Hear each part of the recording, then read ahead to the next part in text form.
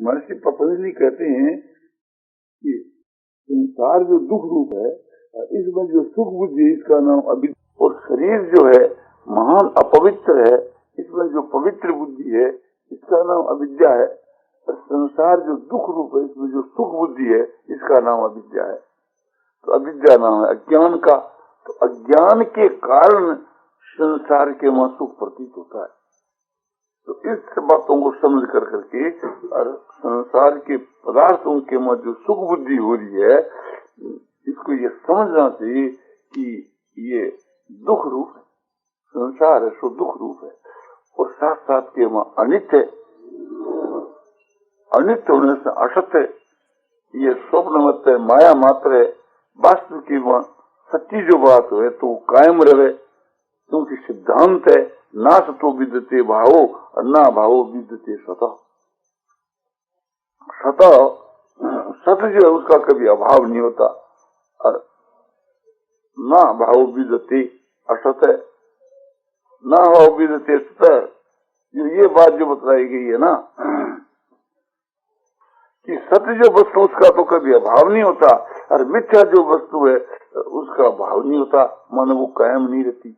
तो संसार के पदार्थ जो है तो नाशवान है, क्षण भंगुर है, उत्पत्ति विनाशशील है। ये बात समझ करके और उनको अनित्य समझना चाहिए। ये समझ कर भी इसमें वैराग होना चाहिए। दुख रूप समझने से भी वैराग होना चाहिए और अनित्य समझने से भी वैराग होना चाहिए। और वैराग एक बहुत उच्च कोटि की चीज है, सार चीज है। वैराग होने से मन स्वतः ही अपना वश में हो जाता है, और वैराग होने से संसार की तरफ जो वृत्तियां जाती है वो अपने आप ही हट जाती है, विक्षेप का भी नाश हो जाता है। वैरागवान पुरुषों का संग करने से भी वैराग उत्पन्न होता है, वैराग की बातों को सुनने से भी वैराग उत्पन्न होता है, वैराग की बातों को पढ़ने से भी वैराग उत्पन्न होता है। और एकांत में बैठ करके विचार किया जाए इस विषय के बीच के वहां, तो विवेक से भी वैराग उत्पन्न होता है। ये सत वस्तु तो ये, असत वस्तु ये है, इस प्रकार से विवेक हुए तो ये संसार के सभी पदार्थ जो है सो नाशवान है, तो नाशवान होने से असत है। और परमात्मा जो है सो नित्य और अविनाशी है, ये विचार होने से समझो कि वैराग उत्पन्न होता है। विवेक कहो, विचार कहो, एकांत में बैठ करके रोज हम इसके लिए 5 मिनट या 10 मिनट निकाल ले और विचार करें, तो विचार से ही वैराग उत्पन्न हो जाए। और वैराग के उत्पन्न होने से संसार के विषय भोगों का त्याग है सो एक सहज है। ये वैराग उत्पन्न होने से मन भी एक प्रकार से प्रश्न हो जाता है। तो भगवान कहते हैं कि अभ्यास तो कौनते है और वैराग से गृह थे। ये मन जो है तो अभ्यास और वैराग के द्वारा भस्म हो जाता है। तो वैराग बहुत दामी चीज है, और संसार के विषय भोगों का त्याग जो बिना वैराग होना बहुत ही कठिन है। तो हर एक काम के बीच के वहां समझो कि ये विश्वास होना चाहिए, ये विश्वास होना चाहिए कि वास्तव में जो शास्त्रों में जो बात लिखी है वो सत्य है। महात्मा लोग जो बात कहते हैं वो सत्य है। गीता में जो भगवान ने जो उपदेश दिया वो सत्य है। ये इसके बीच के वहां विश्वास होना चाहिए। विश्वास ही मूल है। विश्वास भी एक सार चीज है, दामी चीज है। और विश्वास के साथ साथ के वहां भक्ति हो जावे, समझा।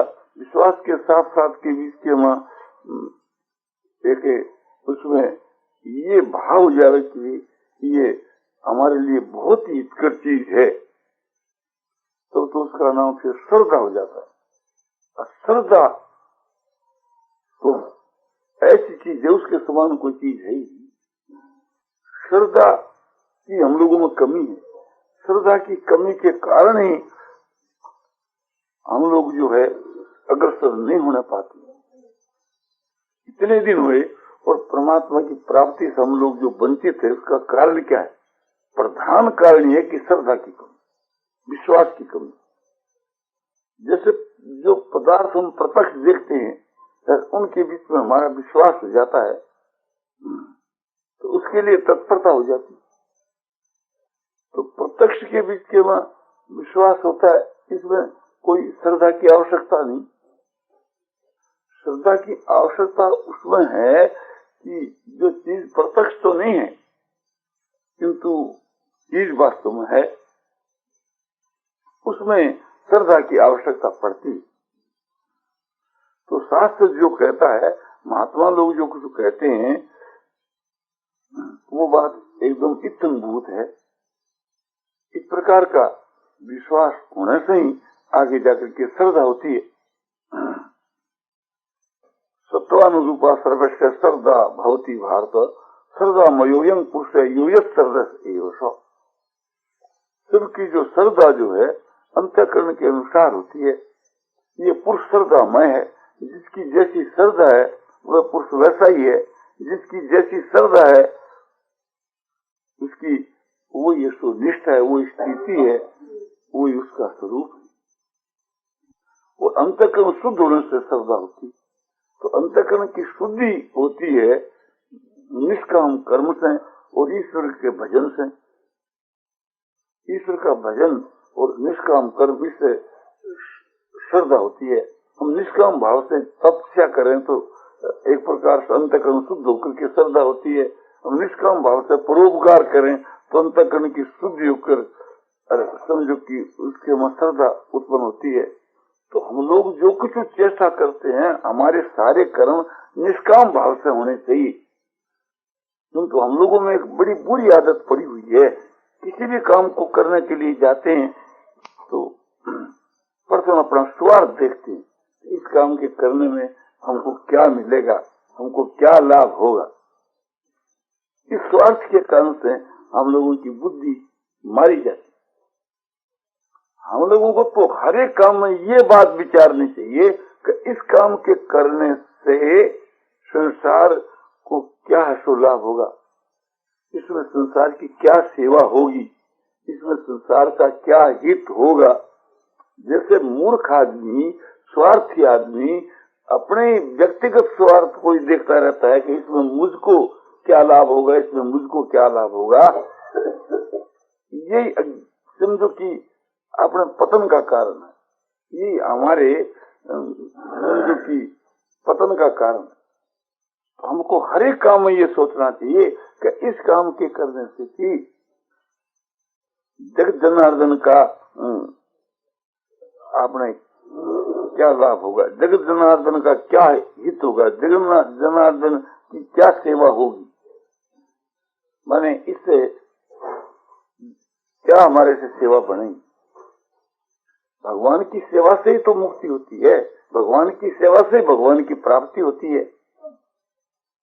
दूसरी एक बात और आपको बताई जाती है, हम लोगों में एक बात की बड़ी भारी कमी, कि कोई भी मनुष्य अपनी किसी जिम्मेवारी नहीं सुनता।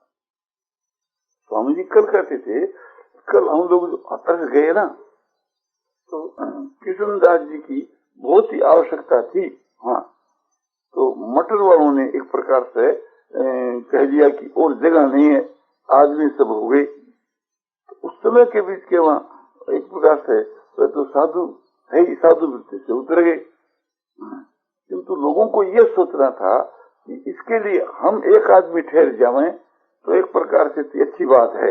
क्यों अच्छी बात है कि ये जाकर पुस्तक बिक्री के वो मदद करेगा, जिसमें समझो गीता रामायण आदि का प्रचार होगा, कल्याण का प्रचार होगा। तो ये सोच करके कि दूसरा आदमी यदि एक से न मिल जाता तो बहुत ही अच्छी बात थी।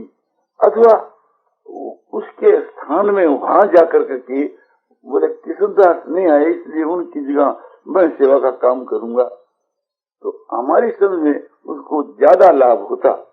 लाभ का मतलब परमात्मा की प्राप्ति के विषय का लाभ, संसारिक लाभ नहीं। परमात्मा की प्राप्ति का लाभ की जो इच्छा है ये भी कहीं हमारे को बुला दिया करती, इस प्रकार से बुला दिया करती है कि हम सत्संग सुनेंगे तो इसमें हमको लाभ होगा। हम ये कहते हैं कि सत्संग तो वर्षों से आप सुन रहे हैं, आपको क्या लाभ हुआ। जब आपका सुधार नहीं हुआ, आप में सभ्यता भी नहीं आई, तो एक प्रकार से ऐसे सत्संग से क्या लाभ है? सत्संग सुनकर उसके अनुसार आचरण बनाने चाहिए। सुनते हैं कि भजन करना चाहिए, भजन करना चाहिए, और भजन हम करते नहीं, तो उस सत्संग से फिर क्या लाभ उठाया हमने? सत्संग में ये बात सुनी जाती है कि सेवा करनी चाहिए, किंतु सेवा की हमारे में जब गंदी नहीं आई तो एक प्रकार से हमारा जन्म तो व्यर्थ ही गया। वैद्य के हम यहाँ जावे और वैद्य कहे कि तुम्हारे जो है थाइसिस की बीमारी है और उसकी यह औषध है, इसका तुम सेवन करो। तुम्हारे गृहिणी की बीमारी है और गृहिणी के लिए एक प्रकार से ये पथ बतलाया है, इसका तुम सेवन करो। और कुपथ का सेवन बिल्कुल मत करो। जिसके मंदाग्नि हो, गृहिणी हो, उसको कभी घी नहीं खाना। उसके लिए घी है तो विष के समान है, हलवा है तो विष के समान है, स्त्री सहवास करना विष के समान है। ये सुनकर के भी वो करता है तो वो मरेगा। तो इसी प्रकार से थी परमात्मा की प्राप्ति के विषय के बीच के वहां जो ये बतलाया जाता है कि दुर्गुण जो है, दुराचार है, दुर्व्यसन है, और निद्रा आलस अधिक है, और प्रमाद है, संसार के विषय भोग हैं, और पाप है, ये विष के समान है, ये कुपथ है। ये सुनकर भी उस कुपथ का हम सेवन करेंगे तो परमात्मा की प्राप्ति कैसे होगी? अरे सुना जाता है कि सद्गुण जो है, सद्भाव, क्षमा, दया, शांति, समता, संतोष, सरलता आदि जो उत्तम जो गुण है, ये अमृत के समान है, परमात्मा की प्राप्ति में बहुत ही सहायक है। सुना जाता है कि परमात्मा की प्राप्ति के बीच के मां जो निष्काम कर्म है, ये बहुत दामी चीज है। निष्काम भाव से ये करना, दान देना, तप करना, तीर्थ करना, व्रत करना, उपवास करना, लोगों की सेवा करना, पूजा करना, ये निष्काम भाव से किया जाए तो अमृत के समान है। सुनते हैं और उसको काम में नहीं लावे तो उससे क्या लाभ हो सकता है? सुनते हैं कि भगवान की भक्ति जो है बहुत ही उत्तम दर्जे की चीज है। भगवान का भजन करना, ध्यान करना, भगवान की पूजा करना, भगवान की बातें श्रवण करनी, ये बहुत ही दामी चीज है। ये बात एक प्रकार से थी मुक्ति में बहुत सहायक है। इसी तरह से थी परमात्मा के विषय का जो ज्ञान है, परमात्मा के विषय का जो तत्व है, परमात्मा का रहस्य है, ये बहुत दामी चीज है। परमात्मा के गुण प्रभाव की बातों को सुनकर करके उसको धारण करना दामी चीज है, किंतु उसको हम काम में नहीं लावे तो हमारा कल्याण कैसे हो सकता है? तो ये सब बातों को अमृत के समान समझ करके इनका सेवन करना चाहिए। ये हमारा समझो कि परम कर्तव्य होना चाहिए। तो हम लोगों के वहां ये एक बड़ी त्रुटि है। एक तो ये बड़ी भारी त्रुटि है कि जिसकी हम जिम्मेवारी ले ले तो उस काम को हमको तत्परता के साथ में करना चाहिए। उसको तत्परता के साथ में यदि हम निष्काम भाव से करें तो उससे हमारा कल्याण हो जाता है। कल्याण होना सहज है हमारा। तो हम लोग जो कहीं बाहर के वहां जावें तो उस समय के बीच में उसमें भी त्याग करना चाहिए। ये त्याग करना चाहिए कि जिसके लेकर वहां विशेष श्रद्धा प्रेम है उसको मौका देना चाहिए। और दूसरे समझो कि ये मनुष्य वहां जाकर के क्या करेगा उसको मौका देना चाहिए। बहुत से ऐसे फालतू आदमी बैठ जाते हैं तो वहां जाकर कोई विशेष लाभ नहीं उठाते और उसके बदले में लाभ उठाने वाले रह जाते हैं। तो उस समय के बीच के बाद समझदार भाइयों को ये विचार करना चाहिए, माताओं को, बहनों को, भाइयों को, कि इसके ज्यादा अपने चित्त में प्रीति है, ज्यादा श्रद्धा है तो इसको ज्यादा लाभ होगा, तो अपने को क्या लाभ है, इसको मौका दे दो। तो इस प्रकार का विचार होना चाहिए, त्याग होना चाहिए हर एक काम के बीच के मां, स्वार्थ का त्याग होना चाहिए। स्वार्थ के त्याग से मुक्ति है और स्वार्थ की सिद्धि से पतन है।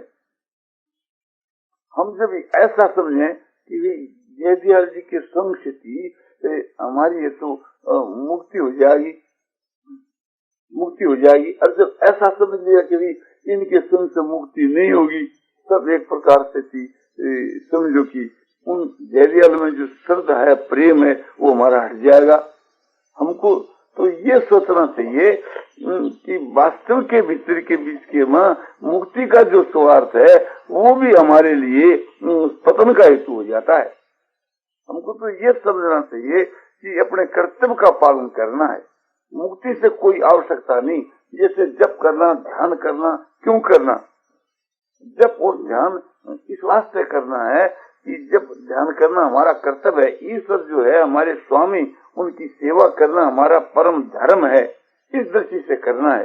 भगवान इसके बदले में हमारे को मुक्ति देंगे, इसकी हमको कोई आवश्यकता नहीं। हमको तो आवश्यकता यह है कि अपने कर्तव्य का पालन करना है, उसका क्या नतीजा होगा उससे हमारा कोई भी ऐसा संबंध नहीं।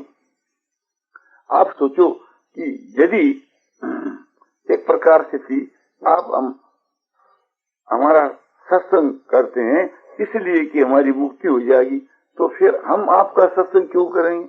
जब हम मुक्त हुए हैं तो फिर क्यों हम समझेंगे हम तो मुक्त हैं, हमको सत्संग करने की क्या जरूरत है?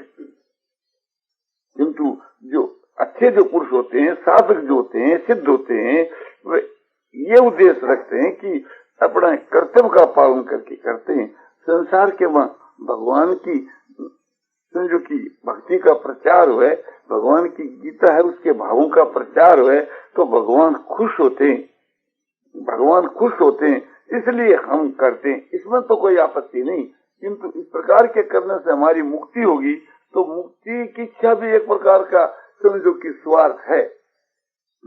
मुक्ति के स्वार्थ के लिए हम विशेष एक प्रकार से मना नहीं करते, उसके में रुकावट नहीं डालते। क्यों नहीं डालते? कि एक प्रकार से उसके आशय से साधन हो जाता है। नहीं तो वास्तव के वो निष्काम के तुल्य है, निष्काम तो है नहीं। मुक्ति की कामना भी कामना ही है, किंतु इसको लोग समझते नहीं कि भी मुक्ति की कामना का त्याग करके हमारी प्रवृत्ति कैसे होगी। तो प्रवृत्ति कायम रहे, इसलिए ये मुक्ति की इच्छा कायम रखने की, मुक्ति की इच्छा रखो, भगवान की प्राप्ति की इच्छा रखो, कोई हर्ज की बात नहीं। इससे वो बात और अच्छी है कि भगवान के अनुकूल अपना करना अपना कर्तव्य है, ये बात बहुत अच्छी है। अपना कर्तव्य समझ करके अपने साधन करना ये बहुत ज्यादा दामी चीज है। हम लोग अभी कर्तव्य भी नहीं समझते हैं, हम लोगों में कर्तव्य की बात तो और दूर रही, सभ्यता भी नहीं है, मनुष्यता भी नहीं है कि किस प्रकार से मनुष्य को किसके साथ में कैसा व्यवहार करना चाहिए। और वो आवे कैसे? स्वार्थ के त्याग, स्वार्थ का त्याग है नहीं। इस कारण से हम लोग उस परमात्मा की प्राप्ति से थी समझो वंचित हैं। तो ये आपको सार बातें बतलाई, और भी आपको सार बातें बतलाई जाती है कि परमात्मा में जो प्रेम है वो एक नंबर चीज। प्रेम को इतना आदर देना चाहिए मुक्ति से भी बढ़ करके। भगवान में प्रेम हो जावे तो भगवान स्वयं दौड़ करके हमारे पास आवेंगे। हमको भगवान की फिर गर्ज नहीं, यदि भगवान के में हमारा प्रेम है। हमको ये समझना चाहिए कि प्रेम का तत्व और रहस्य भगवान जो जानते हैं इतने हम लोग कोई भी नहीं जानते। तो वो ज्यादा प्रेम की कदर करता है, तो हमारे में प्रेम होगा तो एक प्रकार से वो ज्यादा कदर करेगा। तो प्रेम बढ़ाना चाहिए। संसार में जो प्रेम है वो तो हानिकर है, पतन करने वाला है, और भगवान में जो प्रेम है वो असली चीज। और दूसरों में भी यदि प्रेम है और वो भगवान के लिए है तो वो भगवान में ही है। हमारा आप लोगों में यदि भगवान के लिए प्रेम है तो वो प्रेम हमारा आप लोगों में नहीं, भगवान में ही है। एक भाई समझो कि रुपयों के लिए मुझ में प्रेम करता है, जैदियाल से प्रेम करेंगे तो हमको रुपये मिलेंगे। तो मैं ये समझता हूँ कि उसका मेरे में प्रेम नहीं है, वो रुपयों में ही प्रेम है, रुपयों के वास्ते ही मुझसे प्रेम करता है। और जिस दिन उनको ये आशा टूट जाएगी कि रुपये तो यहाँ नहीं मिलेंगे, बस उसी दिन उसका प्रेम मुझसे टूट जाएगा। तो उसका मेरे में तो प्रेम है नहीं, है रुपयों के में प्रेम। इसी प्रकार से किसी में हमारा प्रेम है, किसी से हम प्रेम करते हैं भगवान के लिए, तो वो हमारा प्रेम भगवान में, या भगवान सबके वहां विराजमान हो रहे हैं, इस दृष्टि से हम सबसे प्रेम करें तो वो हमारा प्रेम भगवान में है। यह सब भगवान के ही स्वरूप हैं, भगवान ही समझो कि अनेक रूप में प्रकट होकर के लीला कर रहे हैं, ऐसा हमारा भाव है। और इस भाव को लेकर प्रेम है तो वो प्रेम भी हमारा भगवान में ही है। सब में भगवान विराजमान है, इस भाव से हम सबसे प्रेम करें तो भगवान में प्रेम, और सब भगवान को ही स्वरूप है ये समझ करके हम सबसे प्रेम करें तो भगवान में प्रेम।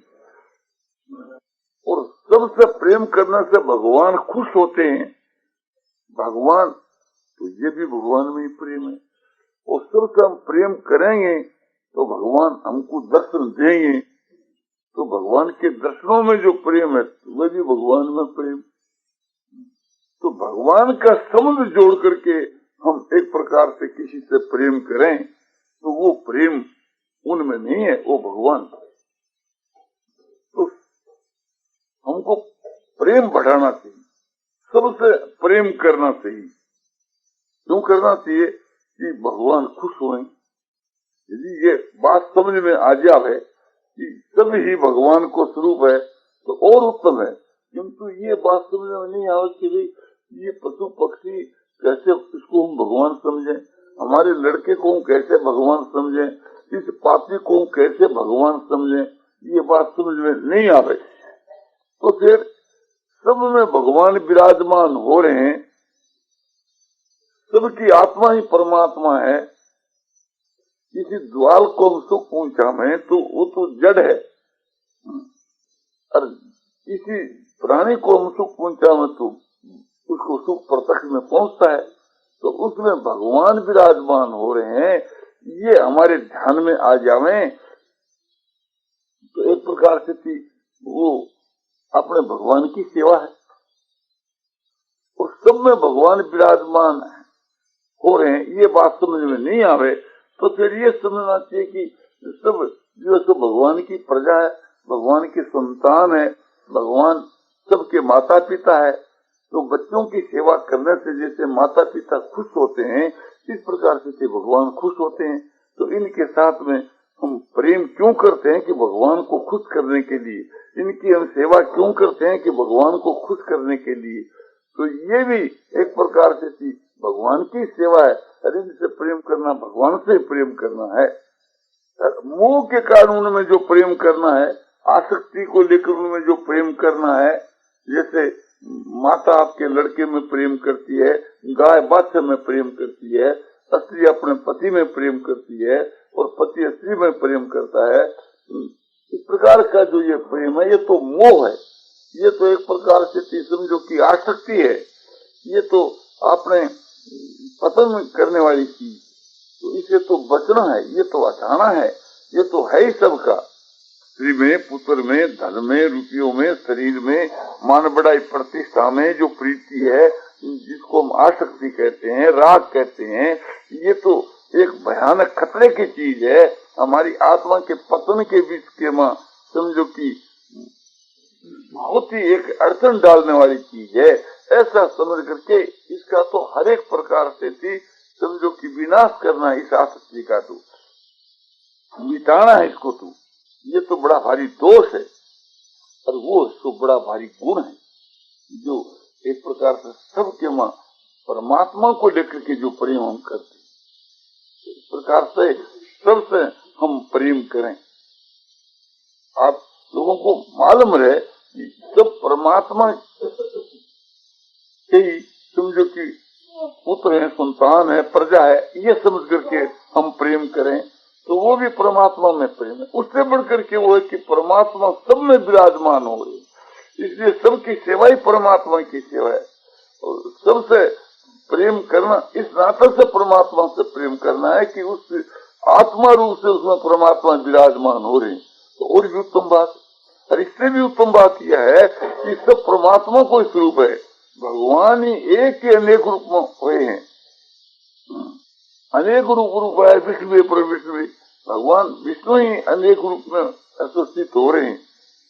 ये समझ करके कि भगवान स्वयं ही एक प्रकार से ये सब रूप में प्रकट हुए। भगवान का संकल्प है, संकल्प रूप से भगवान अनेक रूप में हुए। जैसे रात्रि के समय में स्वप्न के बीच के माँ हम ही अनेक रूप में बनते हैं। स्वप्न के संसार क्या चीज है, हम ही बने हैं। इस प्रकार से थी यह सारी संसार है तो भगवान ही बने हैं। भगवान इसके समझो कि कारण है, उपादान कारण है। जैसे सोने के गहने है तो सोना उसका उपादान कारण है। इस प्रकार से थी समझो कि परमात्मा इसके उपादान कारण है। परमात्मा ही इस रूप के में दिख रहे हैं। सबको परमात्मा का स्वरूप, पदार्थ मात्र को परमात्मा का स्वरूप, और जो इनकी चेष्टा है वो परमात्मा की लीला, परमात्मा के चरित्र। हम चेष्टा मात्र को परमात्मा की लीला समझें और वस्तु मात्र को परमात्मा का स्वरूप समझें तो एक प्रकार से बहुत तो वायु तेज जल पृथ्वी उत्पन्न होते और विनाश होते, उत्पन्न होते और विनाश होते हैं। इसी प्रकार से यह जो संसार है एक प्रकार से परमात्मा से उत्पन्न हुए और विनाश हुए, उत्पन्न हुए और विनाश हुए। तो उत्पत्ति और विनाश होने वाला जो पदार्थ है वो तो एक प्रकार से समझो कि माइक है, कल्पना मात्र है। असली चीज तो आकाश ही है। इसी प्रकार से यह समझना चाहिए कि असली चीज तो वो परमात्मा ही है, सच्चिदानंद ब्रह्म ही है। सच्चिदानंद ब्रह्म जो है वो एक प्रकार से इसी प्रकार से संसार के रूप में होता है, फिर अपने असली रूप में हो जाता है। तो दीदी कहो कि जैसे आकाश तो विकारी है, आकाश जो विकारी हुआ क्योंकि आकाश से वायु, वायु से तेज, तेज से जल, जल से पृथ्वी। तो इसी प्रकार से क्या ब्रह्म भी सब विकारी है? परमात्मा भी विकारशील है क्या? बोले विकारशील है नहीं, उसमें विकार प्रतीत होता है। ये तो वास्तव के बीच के वहाँ विकार होता है आकाश का तो, और परमात्मा में विकार है नहीं, वो विकार सा प्रतीत होता है। ऐसे समझना चाहिए कि परमात्मा तो निर्विकार ही है, परमात्मा तो निर्विकार ही है, शुद्ध है, इनमें है, ज्ञान स्वरूप है, बोध स्वरूप है, आनंद स्वरूप है। ऐसा ही है परमात्मा तो। किंतु परमात्मा के बीच में जो विकार उत्पन्न होता सा दिखता है तो समझाने के लिए ये बात बतलाई जाती है कि ये जो कुछ है तो आपने तो परमात्मा का ही स्वरूप है। वास्तव में स्वरूप इसलिए बतलाया जाता है कि एक बुद्धि हो जावे, सब में ब्रह्म बुद्धि हो जावे, तो फिर ब्रह्म क्या वस्तु है आगे जाकर आप उसको प्राप्त हो जाएगा, आप उसको मालूम हो जाएगी कि ब्रह्म क्या वस्तु है। तो इस वास्ते ये बात समझाई जाती है कि आगे जाकर के वास्तव में जो ब्रह्म का स्वरूप उसको प्राप्ति हो जाती है, सब में ब्रह्म बुद्धि होने के प्रभाव से। तो ये एक प्रकार से परमात्मा के मत विकार नहीं है, वो एक प्रकार से विकार सा दिखता है, सब परमात्मा का स्वरूप है। तो ये सार बातें कही गई। नारायण नारायण नारायण श्रीमल नारायण नारायण नारायण नारायण श्रीमल नारायण नारायण नारायण नारायण